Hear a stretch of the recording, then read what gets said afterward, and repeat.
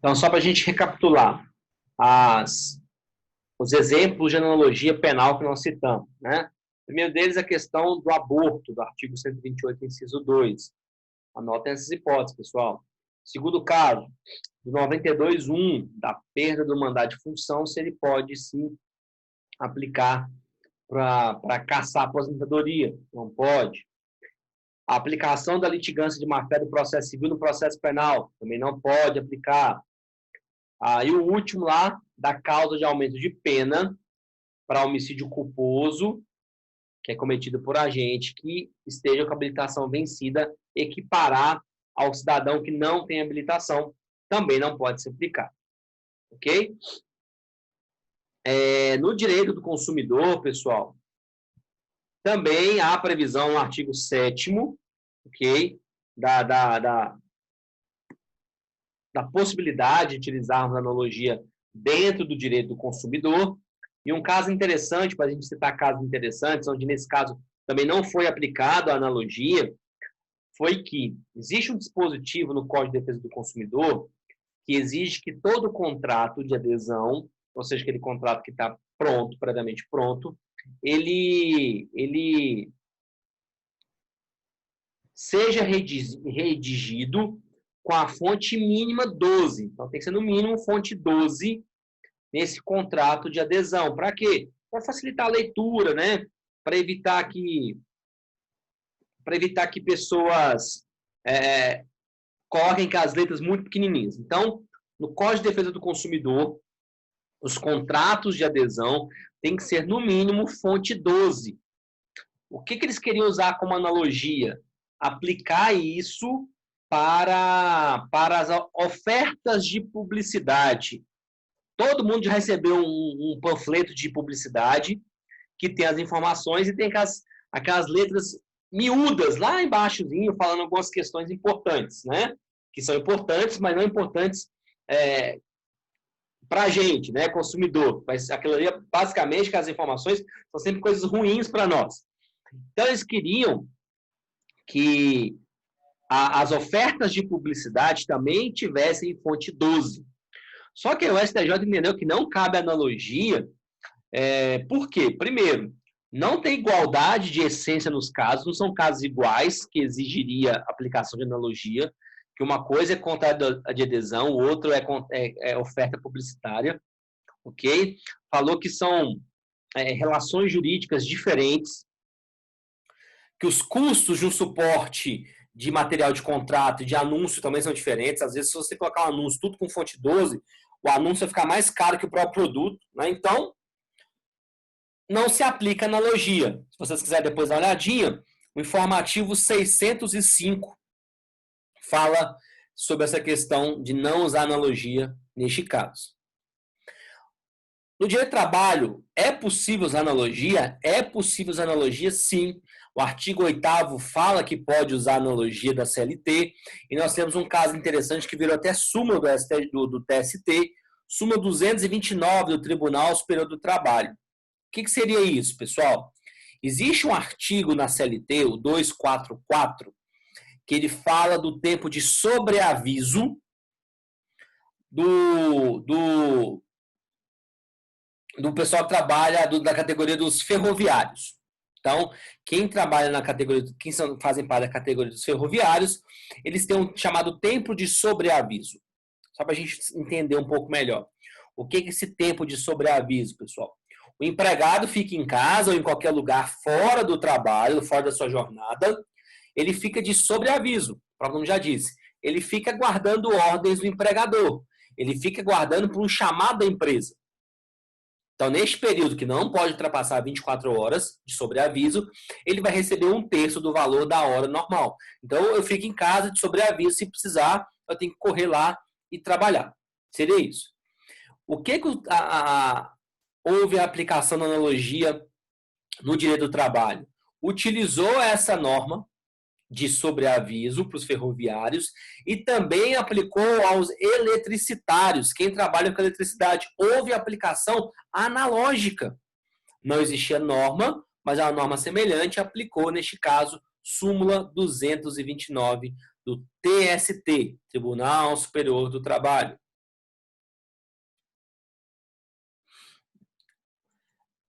Então, é um caso de analogia dentro do direito do trabalho. Direito tributário permite analogia? Permite. Esse é o artigo 108, inciso 1. Só que direito tributário, nós temos que fazer uma observação importante. Não pode criar analogia, não pode utilizar analogia para criar um tributo ou alguma pena para os contribuintes, ok?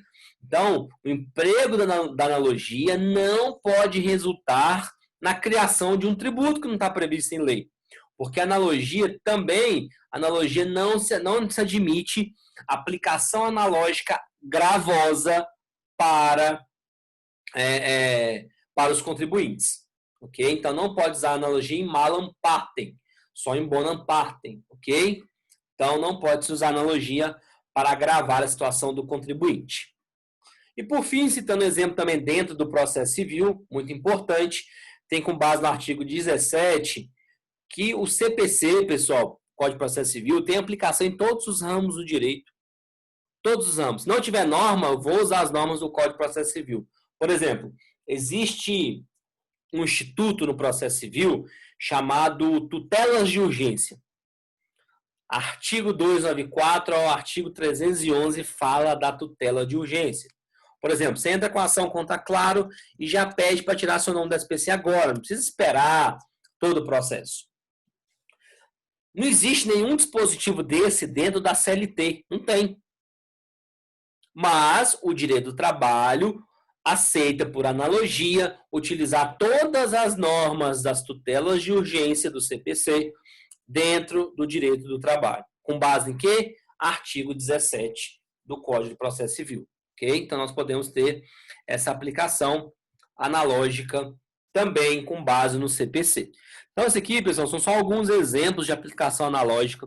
Às vezes a gente vê alguns materiais trabalhando sobre analogia, mas não costuma dar exemplos práticos. Então, eu quis trazer um rol de exemplos para vocês, para ficar uma compreensão melhor sobre o tema.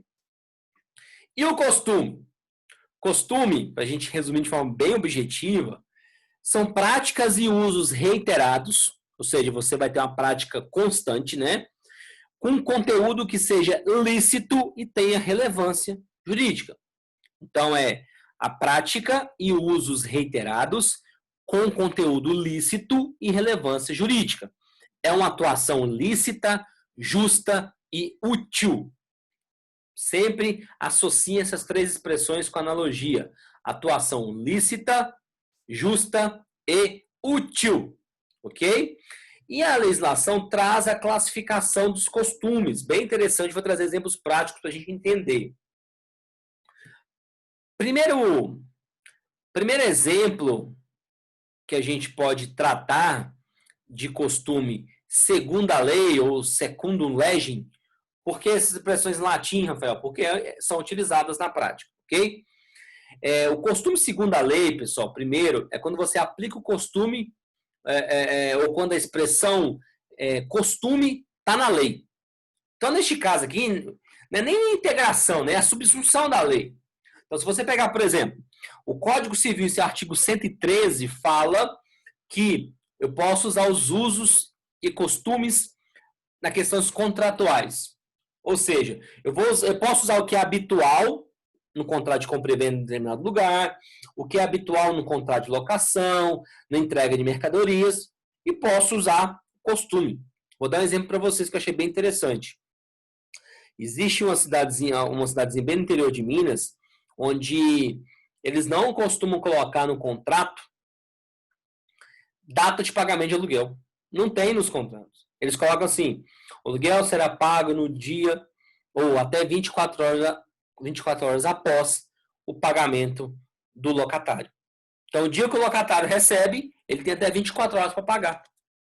Não seria o certo, seria interessante colocar uma data, dia 10, dia 15, dia 20, dia 30 do mês, então, ele vai ter o mês todo para pagar. Só que lá, utiliza-se uso e costumes desse jeito. Interessante, mas para a gente pode soar estranho, mas para eles lá é muito usual essa situação. Um outro exemplo que eu quero passar para vocês, que foi uma decisão até equivocada do Supremo.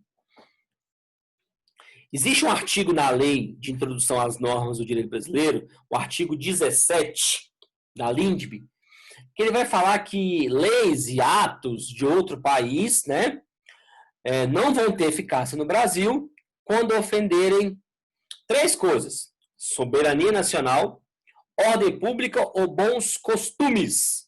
Artigo 17 da Lindbe, depois eu quero que vocês deem lidinha nela. Só que o STF deu uma decisão bem interessante no aspecto de polêmico, e na minha concepção, uma decisão muito errada. Então, fala assim, as leis e tratados internacionais não vão aplicar, não vão ter eficácia no Brasil se ofender a soberania nacional, ordem pública ou normas públicas e bons costumes. Olha a decisão que o Supremo deu. Existe duas convenções, chamada Convenção de Montreal e Convenção de Varsóvia, que eles falam sobre um tabelamento de indenização no caso de transporte aéreo internacional. Lá é tabelado, pessoal. Independente do seu prejuízo, tem uma tabela do que você vai receber. Como é que funciona no Brasil? O CDC, Código de Defesa do Consumidor, Lei 8.078/90 e também o Código Civil, artigo 86927, eles tratam ou trazem a teoria da reparação integral dos danos. Galera, todos os danos que o consumidor sofreu deverão ser reparados. Certo? No Brasil vigora isso. Então, se eu sofri um prejuízo de R$1.000, eu tenho que ser reparado em R$1.000. Se eu sofri um prejuízo de R$50.000, eu tenho que ser ressarcido de R$50.000, que é a teoria da reparação integral dos danos. Olha o que o STF falou, pessoal. O STF falou que ele passou a entender, porque não entendia assim, que vai prevalecer a Convenção de Montreal e de Varsóvia em relação ao CDC. Então, não se aplica o Código de Defesa do Consumidor em casos de indenização por transporte aéreo internacional. Nacional, ok. Vai utilizar não o CDC, mas a Convenção de Montreal e Varsóvia, que tem o tabelamento. Então, se você sofreu um prejuízo de 50 mil, você só vai receber o máximo que está lá na tabela. Por que para mim eles erraram? Se você pegar o artigo 17 da Lindbe e falar assim, não pode aplicar quando ofender soberania nacional, ordem pública e bons costumes. Galera, o CDC é uma norma de ordem pública. Então, neste caso, a Convenção de Montreal e a Convenção de Varsóvia, eles estão ofendendo uma norma de ordem pública. Está ofendendo a previsão no CDC. O CDC é mais benéfico. Então, neste caso, para mim, o Supremo errou feio, pisou na bola feio nessa decisão. Ok? Mas é um exemplo de aplicação segundo a lei, porque a lei fala em bons costumes. Se você pegar o artigo 17 da lei, fala lá, bons costumes. Se você pegar o artigo 113 do Código Civil, lá fala costumes, então é segundo a lei. Costumes na falta da lei, ou escreve praeter legem, mas fala praeter legem, é aplicado quando tivermos omissão na lei. Aqui acontece a chamada integração na sua essência. Alguns autores chamam isso aqui de costume integrativo. Exemplo clássico que nós temos em relação a isso é a questão do cheque pós-datado. A gente fala pré-datado, mas a nomenclatura correta seria um cheque pós-datado, porque você joga para uma data após a assinatura dele. Eu não vou assinar um cheque hoje, 27 de maio, e vou colocar a data de pagamento 1º de março de 2020. Não pode ser a data pré-datada. É pós-datado. Se você pegar, por exemplo, a Lei 7357 de 85, nós já falamos sobre isso em uma aula, o artigo 32 fala que cheque é ordem de pagamento à vista. Então, se eu recebo um cheque, posso depositar hoje. Só que existe um costume jurídico que vigora que, se tiver um acordo comercial, onde as partes chegam num acordo de postergar a data do cheque, de colocar uma data para frente, de pós-datar o cheque, tem que ser observada essa data, senão gera dano moral. Esse costume foi tão forte, mas tão forte, mas tão forte, que transformou-se numa súmula. Nós temos a súmula 370 do STJ, que fala que caracteriza-se como dano moral apresentação antecipada de cheque pré-datado. Está errado também, né? A redação da súmula. É apresentação de cheque pós-datado. Então, se tem um cheque para daqui a 30 dias, deposito hoje, geraria, em regra, dano moral. A gente vai ver que em alguns casos não geraria, mas, em regra, gera dano moral. Ok? Gera dano moral. Então, não existia lei. Alguns doutrinadores falam que isso aqui é contra a lei, porque a lei fala que é ordem de pagamento à vista, né? Só que a lei não fala nessa possibilidade de acordo comercial. Então, ela foi omissa em relação a se tiver um acordo comercial. Então, se tiver acordo comercial, se você pós-datar o cheque, utiliza-se a data pós-datada. Ok? E nós temos, para finalizar os costumes, o costume contra a lei ou contra a legem. Regra não é admitido, ok? Tem gente que, alguns autores falam que um costume contra a lei pode revogar uma norma. Eu não concordo com isso. Você pode entender que ela não vai ficar mais utilizada, mas você falar que ocorre revogação, não. Nós já estudamos revogação e a gente viu como que pode acontecer. Expresso, pasta, total ou parcial. Abrogação e derrogação. Vamos citar alguns exemplos de costume contra a lei. O exemplo mais claro que a gente tem, artigo 59 da Lei de Contravenções Penais, que fala sobre o jogo do bicho. Jogo do bicho é uma contravenção penal, o jogo do bicho está previsto na lei, lá no artigo 59 da Lei de Contravenções Penais, e eu pergunto para vocês, toda esquina que você vai tem uma banquinha de jogo do bicho, ninguém faz nada. Mas não é contravenção penal? Tinha que ter atuação do Estado, mas não atua, porque acaba que essa norma, por conta disso, ficou em desuso. Ela foi revogada? Não, pessoal, ok? Pelo amor de Deus, não vamos falar que ela foi revogada. Ela é aplicada, perfeito?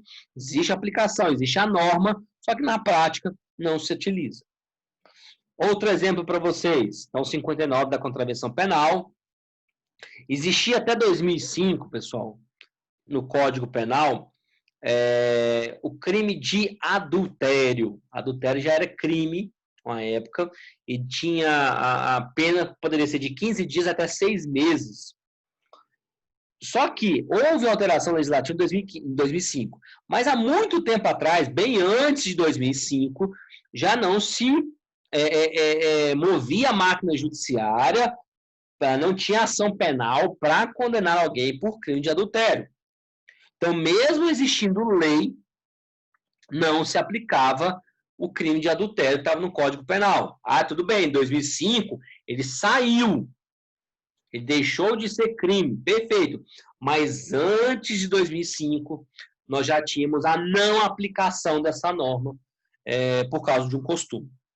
E um último exemplo, que ele parece ser um exemplo besta. Ah, mas é um exemplo tão bobo, Rafael. Um exemplo tão indiferente, mas é um exemplo de costume contra a lei. Se você pegar, por exemplo, o artigo 94, parágrafo único do Código de Trânsito, então, artigo 94 da Lei 9503 de 97, ele vai falar sobre quebra-mola. Vamos resumir aqui, ok? Que todos os quebra-molas, eles não chamam quebra-mola, né? Eles colocam ondulações transversais. Todo quebra-mola tem que seguir o padrão do CONTRAN, do Conselho Nacional de Trânsito. Gente, aqui em Anápolis é mestre nisso.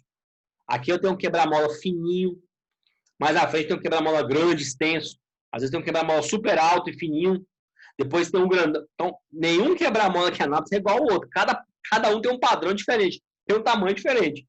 Então, se a gente para pensar friamente, é um costume contra a lei. Ninguém vai fazer nada. Existe a normatização do CONTRAN, existe o 94, parágrafo único do Código de Trânsito, mas ninguém aplica.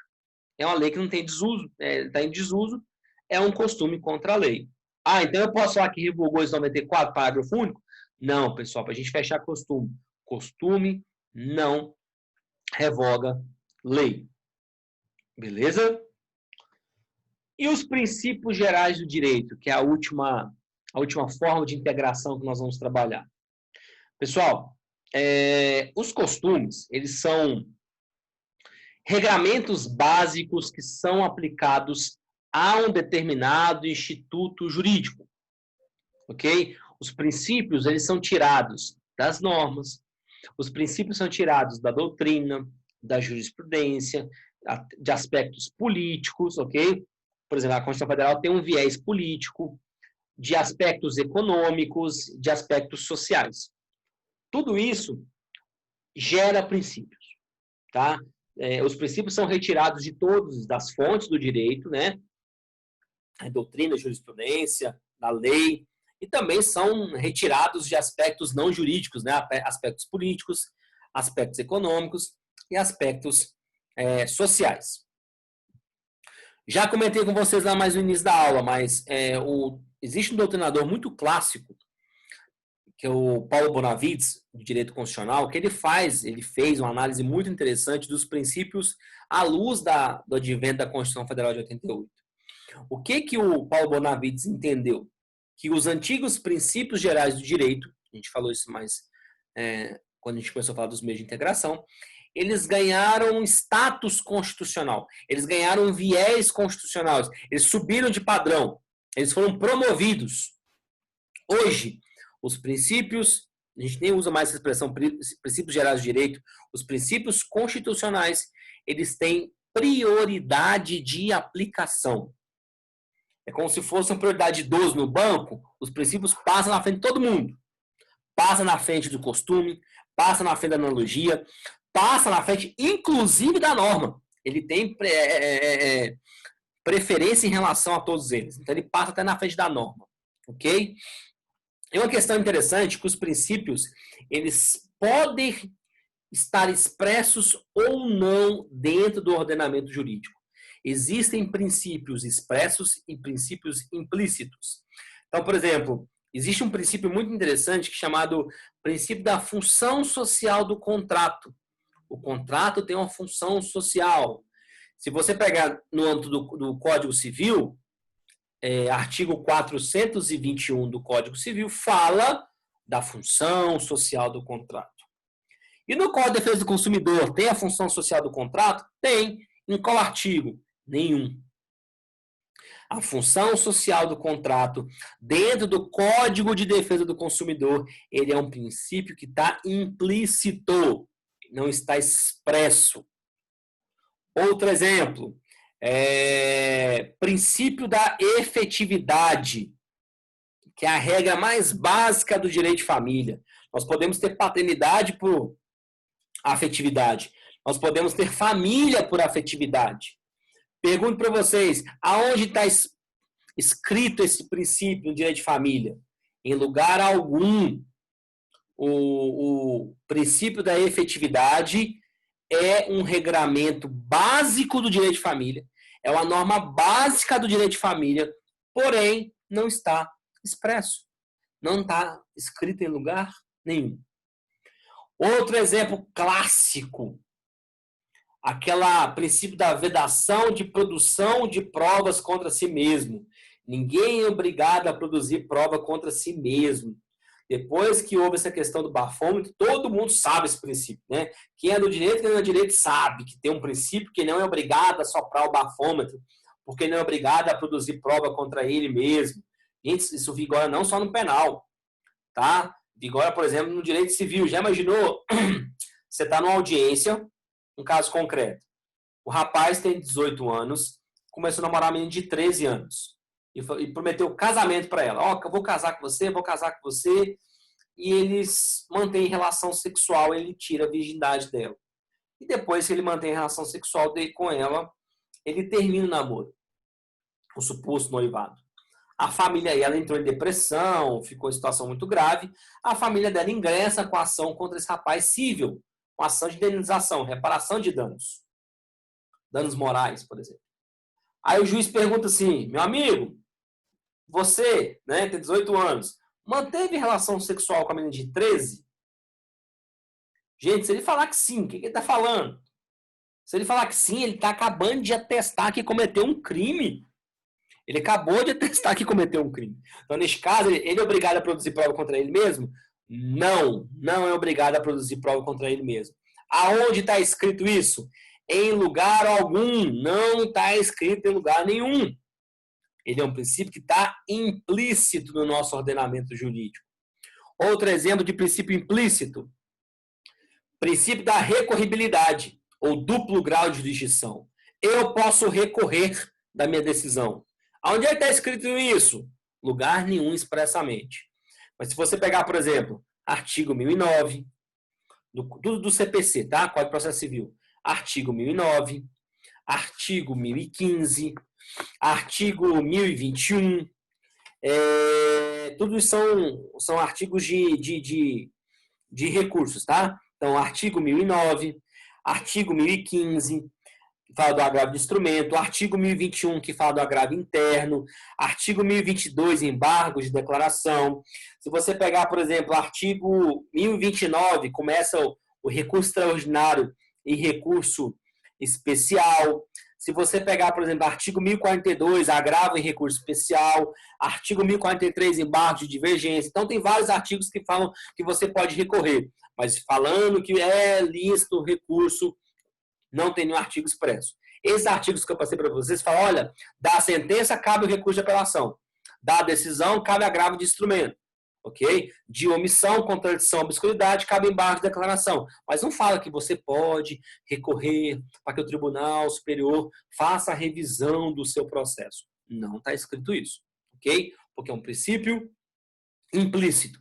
E voltando àquele exemplo, né, de aplicação clara dos princípios, que o princípio não tem uma ordem, princípio fura-fila, a questão do julgamento por parte do Supremo, do artigo 1079, falando que aquele artigo ele é inconstitucional, da sucessão do companheiro. O que o Supremo fez?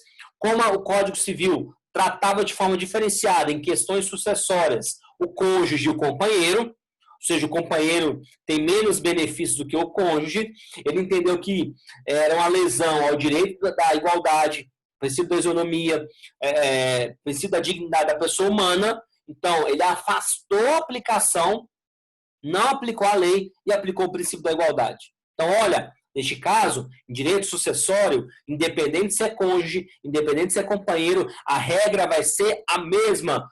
Afasta o 1079, não aplica o artigo 1079, porque nós temos o artigo 1829, que é de companheiro, de cônjuge, também vou usar para companheiro.